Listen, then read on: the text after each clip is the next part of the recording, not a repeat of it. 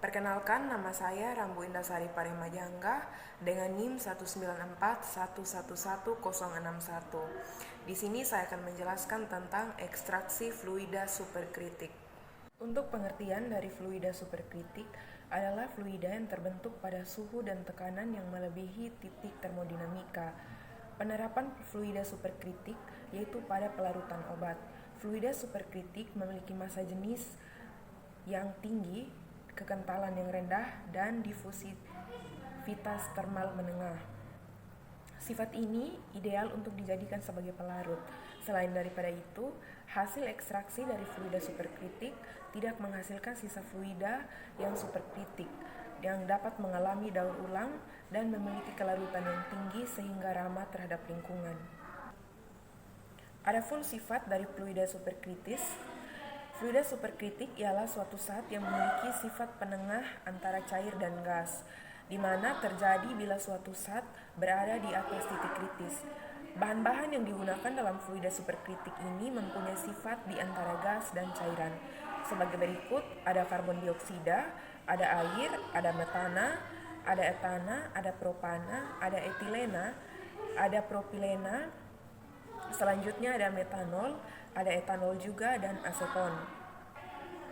Untuk perbandingan fluida superkritis dalam gas dan cairan diketahui melalui nilai massa jenis, viskositas, dan difusivitas. Fluida superkritik adalah fluida yang terbentuk pada suhu dan tekanan yang melebihi nilai titik termodinamika, di mana fluida superkritik memiliki massa jenis yang tinggi, kekentalan yang diketahui melalui nilai massa, jenis viskositas, dan difusivitas. Fluida superkritis adalah fluida yang terbentuk pada suhu dan tekanan yang melebihi nilai titik termodinamika. Fluida superkritik memiliki massa jenis yang tinggi, kekentalan yang rendah, dan difusivitas termal menengah. Sifat ini ideal untuk dijadikan sebagai pelarut.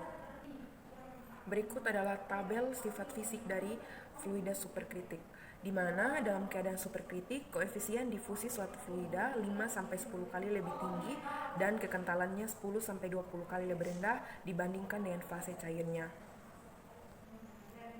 Selanjutnya, prosedur kerja di sini merupakan gabungan dari gas dan fluida superkritik dalam hal pompa dan oven kolom, di mana fase gerak yang dipompa kemudian dicuplikan berupa campuran disuntikan ke dalam aliran fase gerak dan dibawa ke kolam yang terdapat di dalam oven.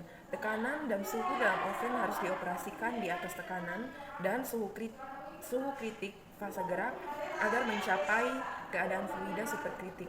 Komponen-komponen cuplikan dapat dipisahkan berdasarkan perbedaan waktu rotasi. Setiap komponen yang meninggalkan kolom terdeteksi oleh detektor dan direkam kembali sebagai kromatogram.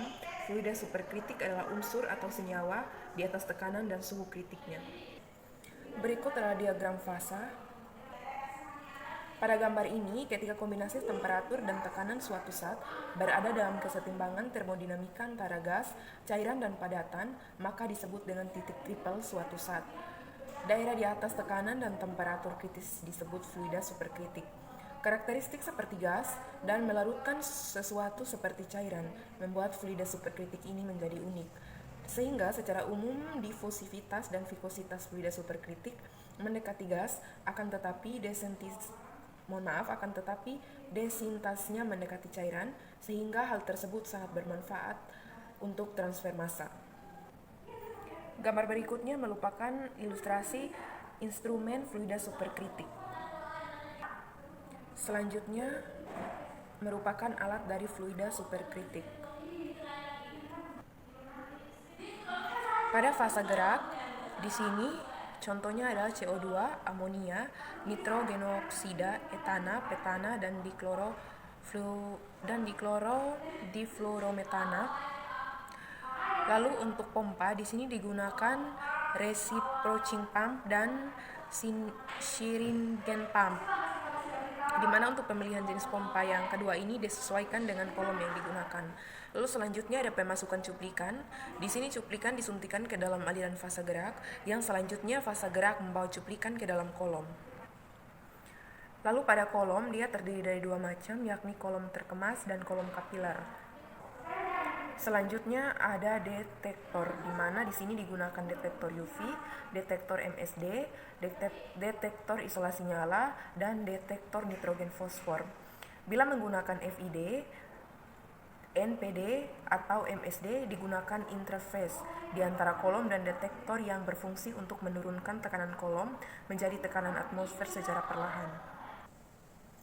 Selanjutnya, aplikasi yang digunakan dalam fluida superkritik adalah suatu proses ekstraksi dengan menggunakan fluida superkritik sebagai pelarut, di mana ekstraksi minyak astiri ini dengan menggunakan fluida superkritik sebagai pelarut merupakan teknologi yang berkembang selama 3 dekade. Untuk proses dari fluida superkritis ini didasarkan pada kenyataan bahwa mendekati titik kritiknya, properti pelarutan berubah secara cepat, hanya dalam sedikit variasi dari tekanan. Fluida superkritik sendiri dikarakteristikan sebagai suatu fluida dengan densititas tinggi, viskositas rendah, dan diffusivitas menengah antara gas dan cairan. Sifat fisik yang tidak biasa ini justru menjadikan fluida superkritik sebagai pelarut yang ideal dan potensial. Adapun keuntungan yang dapat diambil dari pemanfaatan teknologi ini antara lain adalah proses ekstraksi berlangsung secara cepat, rekonversi pelarut yang cepat dan sempurna dengan kadar residu minimal dalam produk, lebih ramah lingkungan jika dibandingkan dengan proses ekstraksi menggunakan pelarut organik lainnya, tidak beracun, tidak mudah terbakar, dan dapat digunakan pada temperatur medium. Selanjutnya merupakan parameter-parameter pada proses ekstraksi dalam fluida superkritik.